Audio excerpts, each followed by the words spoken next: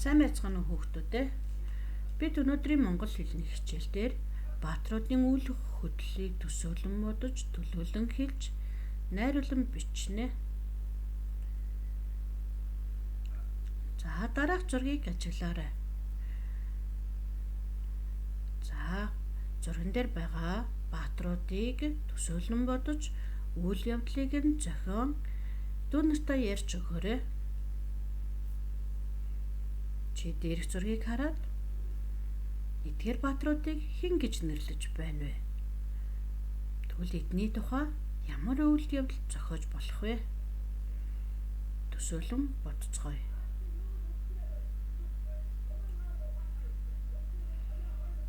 За дасгал ажиллая. Бид эхийг уншихдаа цэгийн оронд үг нөхөж төлөөлөн уншина.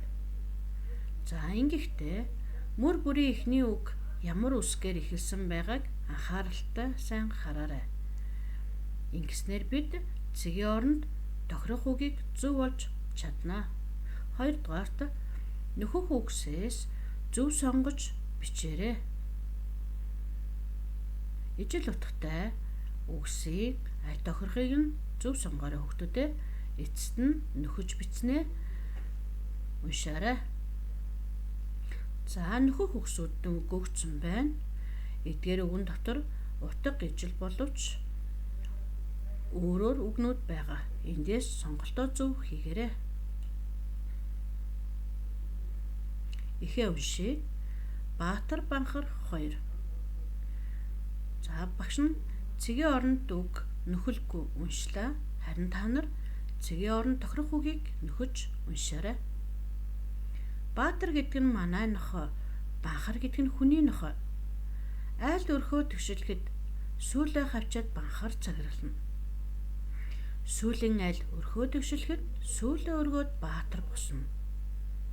Мордыг баатар тойрно, атууны бэлчээрийг баатар эргэнэ. Мал руу аратан дарвал үхээс айхгүй баатар тэмцэнэ. Банхар тэгэхэд гэрийн ойр ёроол зүүдлэн унтана.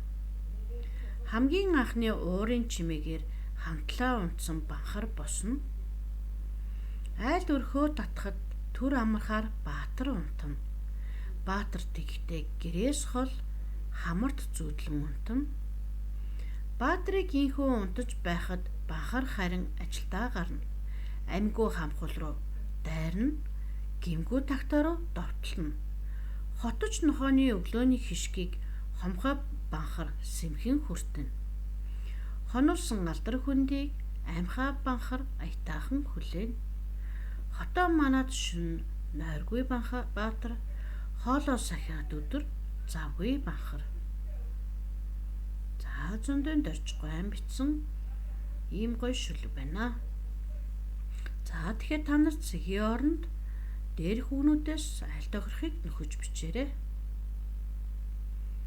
За зохиолд мань гарсан баатар банхар 2 унтаж байхдаа юу гэж зүүдэлсэн бол та нар төсөөлөн бодоорой.